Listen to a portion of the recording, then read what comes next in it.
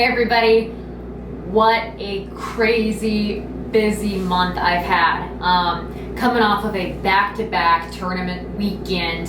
It's been a really long time since I've uploaded a video, and I'll have two coming at you this week. This one first, we're going to talk about the Coosa River, the Hobie Bass Open 2-day tournament on the Coosa chain, and how I did there. So this tournament took place 2 weeks ago. I had never set eyes on the Coosa, and man, what a beautiful place.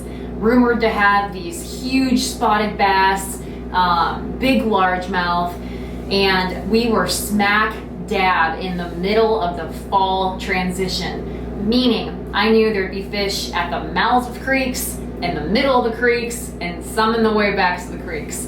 So literally this tournament could have been won anywhere on the lake, probably in any part of the creek. So what I decided I was going to do, not having a ton of practice, I wanted to go in, look over Google Earth, and find an area, I call it like a highway. In these transition periods, these fish are moving bait, they're transitioning to the backs of the creeks, there's fish coming from the mouths moving back. So I wanted to find an area that would be able to sustain a 2-day tournament, have a good number of fish, quality fish moving through, a highway. I wanted to find a highway for these fish during their transition. So that's exactly what I did.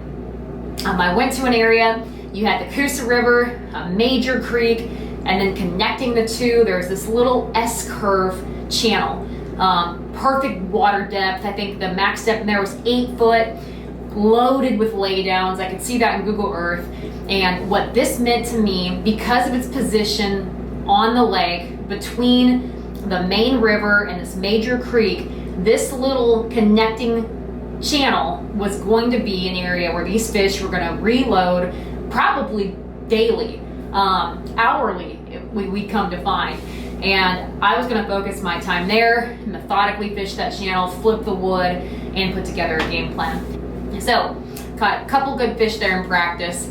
Not enough to make me think I had winning fish, but something to be in contention. And the best thing about this area, there was a large, shallow flat right at the mouth of it, off to the side of this creek, this channel swing, and there was bait all over it. And I was actually going to plan on starting my morning there with the old buzzbait, combing that flat with a buzzbait. So let's go into day one without further ado and check out and see how that went.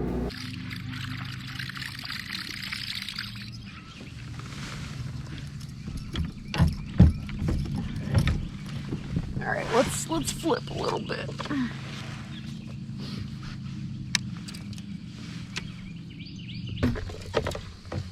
All right, so as you guys can tell, I didn't really put much together in practice. Just junk fishing 101.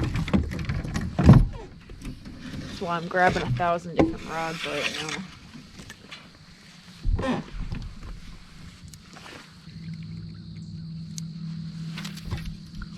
That was a really, really bad skip. Fire bass, I wouldn't eat that. We are just going to very painfully and methodically fish this area until I drive myself nuts.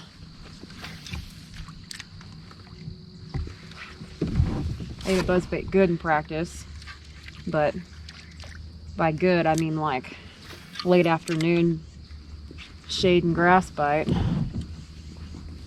This is neither of those two things. I knew may not hold up. Let's talk about lazy right now. My head really hasn't been in this tournament. I didn't really practice much, and I didn't do any rigging.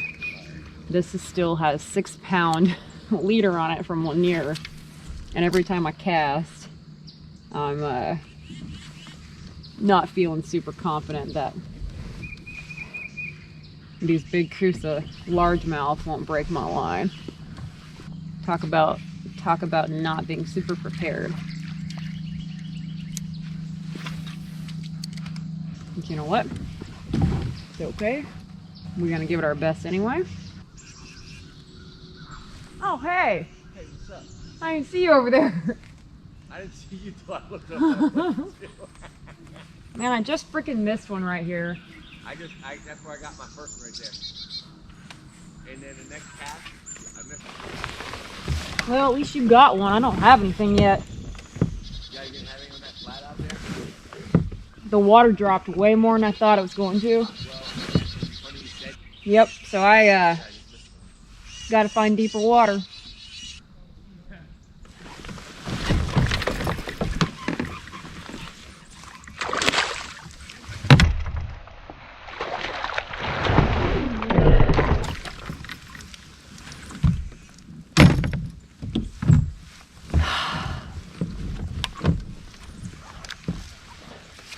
Whoops.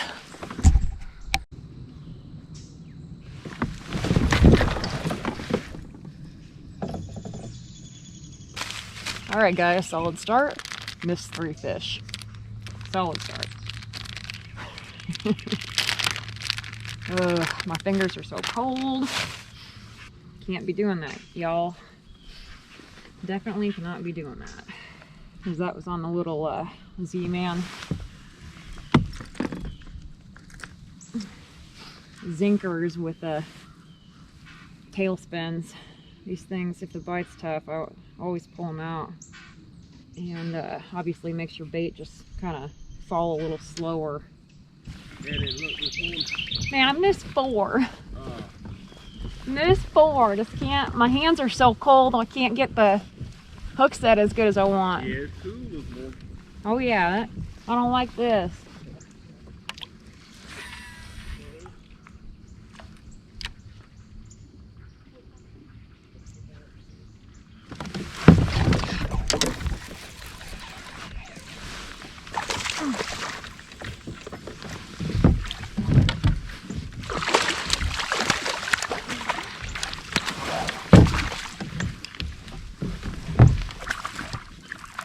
First fish, largemouth. See if I can get a picture. My hands are freezing. Always feels good to get that first one in the boat.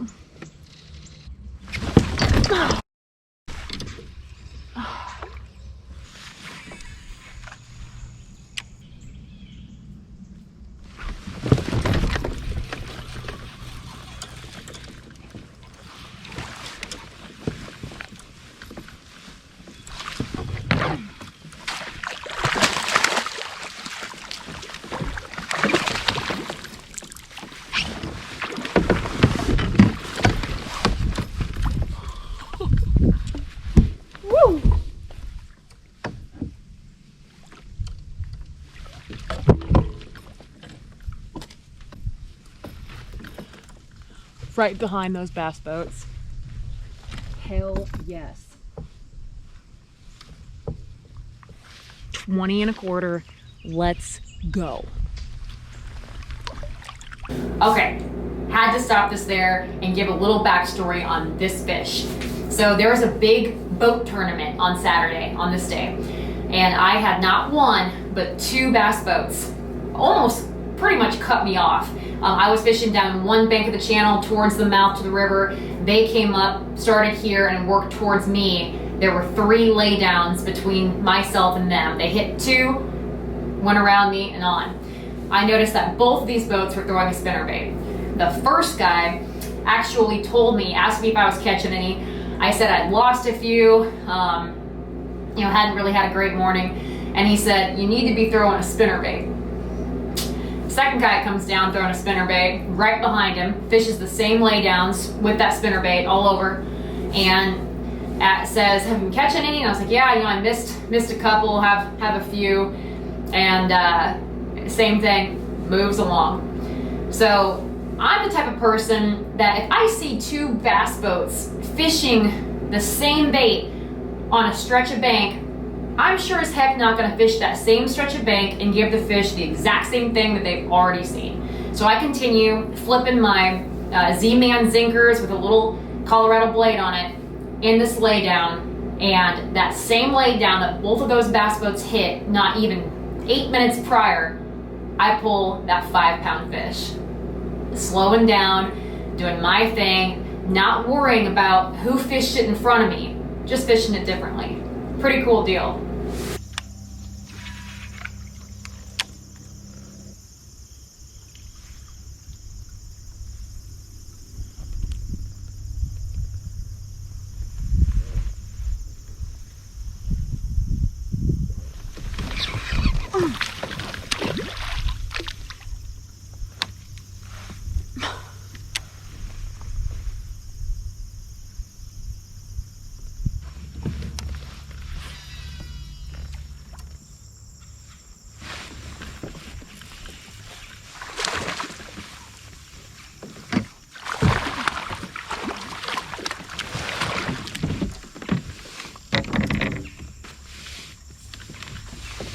Little swim bait.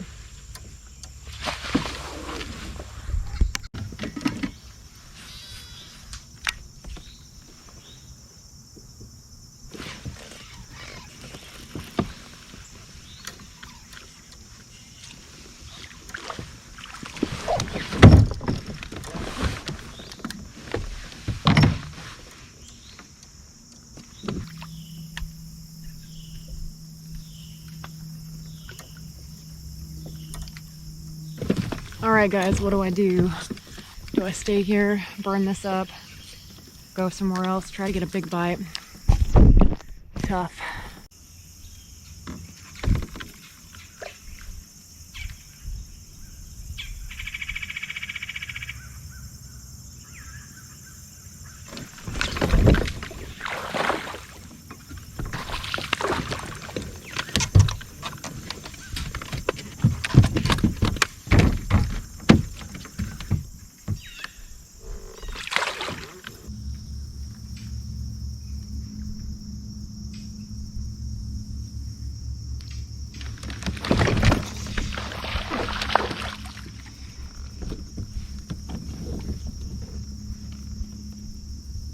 That wasn't very big. I don't know why I missed him though.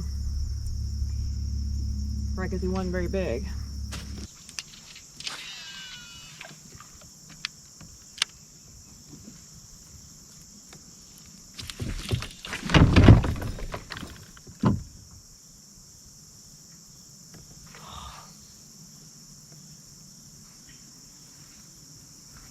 Dang it, that was a big fish.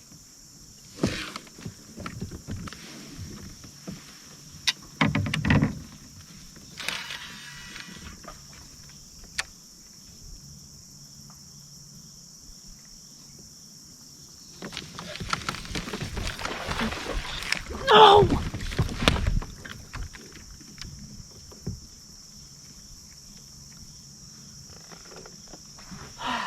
Dang it. Broke me off twice.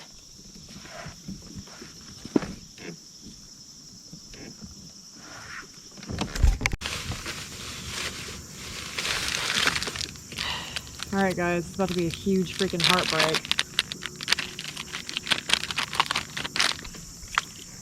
I don't even know why I'm doing this. This is stupid.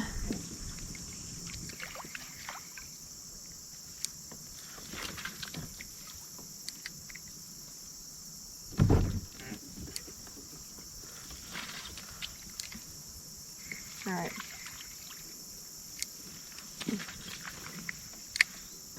Alright, y'all. That was a good Lord fan. Come back for that fish tomorrow with a way better, way stronger line.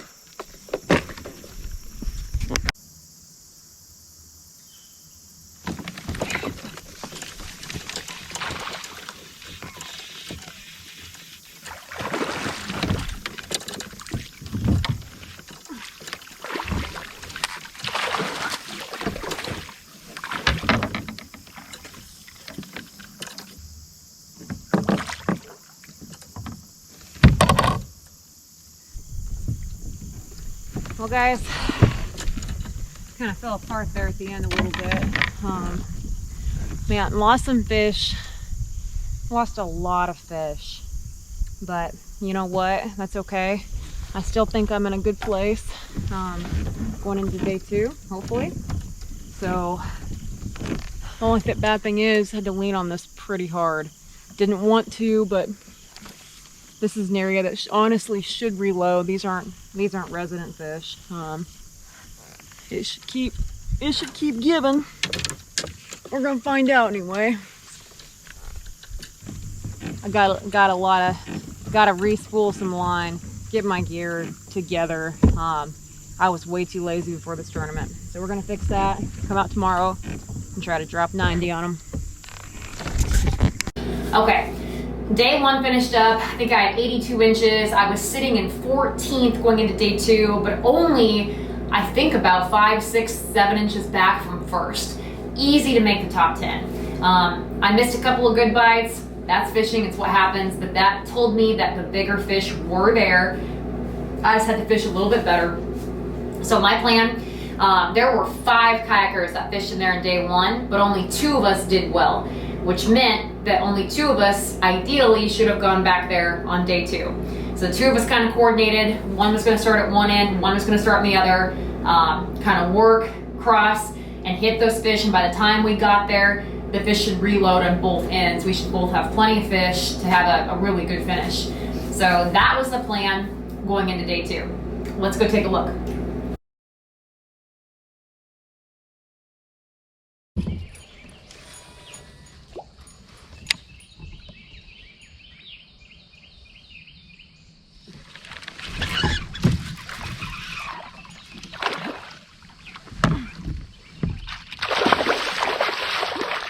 Oh gosh.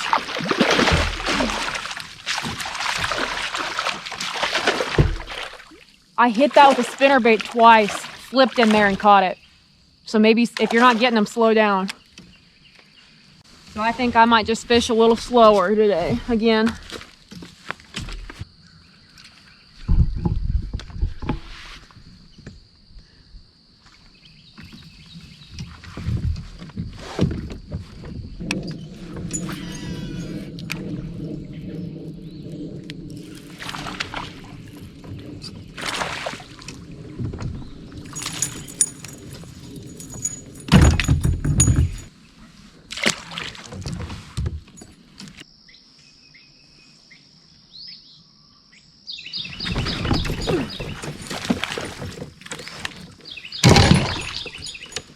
Got it. Ouch. We need that one's grandma.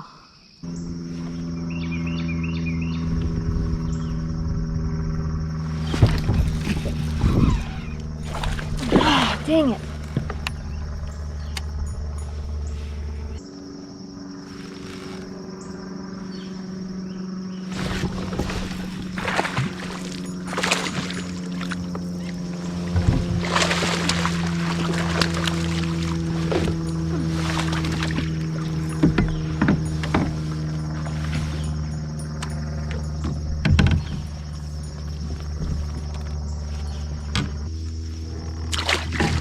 That I would have never thought of.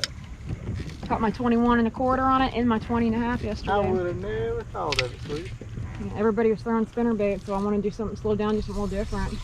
That's a hell of an idea. And this morning, What are you doing? I Just made. taking a screw and putting a screw in the tail and putting a Colorado blade on it? So day started off great.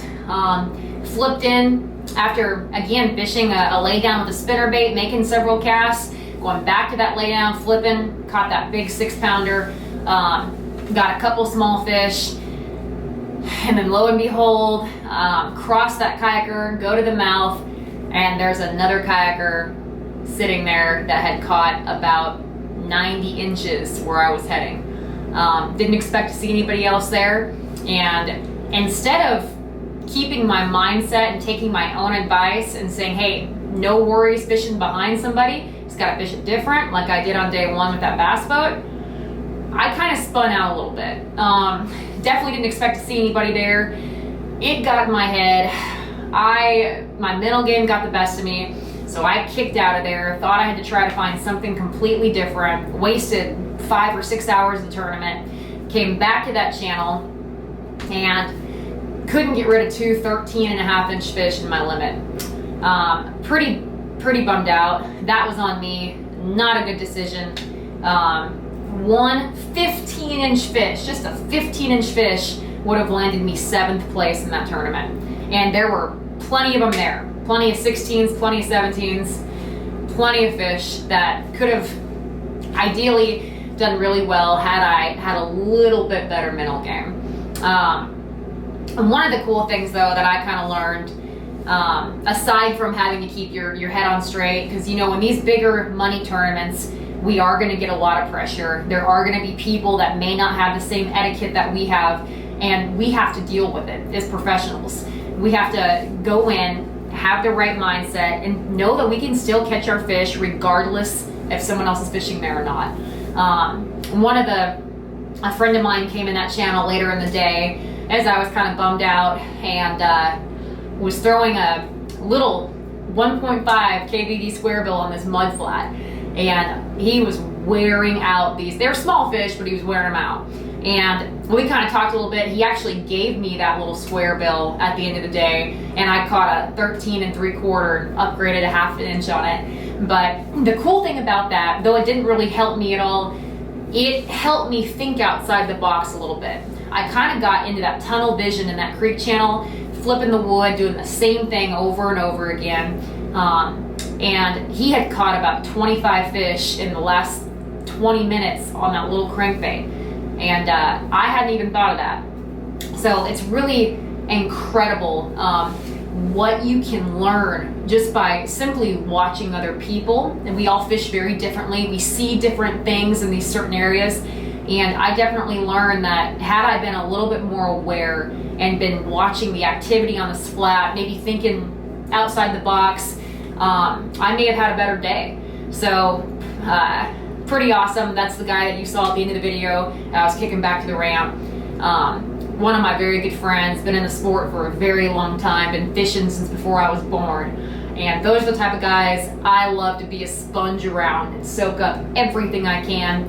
I don't throw those little baby crankbaits very often, but I tell you what, definitely gonna keep them in mind in these situations for the future. So ended up 15th place out of the 88 anglers. Didn't cash a check, was a few spots out of that. Did get better AOI points, did qualify for the Tournament of Champions, taking place in November, and gave me some decent momentum, a lot of lessons learned there. So, what do?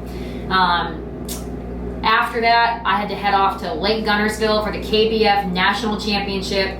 I'd only have 1 day of practice because of these back-to-back tournaments. And this is a 3-day tournament, fishing for over 40 grand for first place. So 300 plus anglers.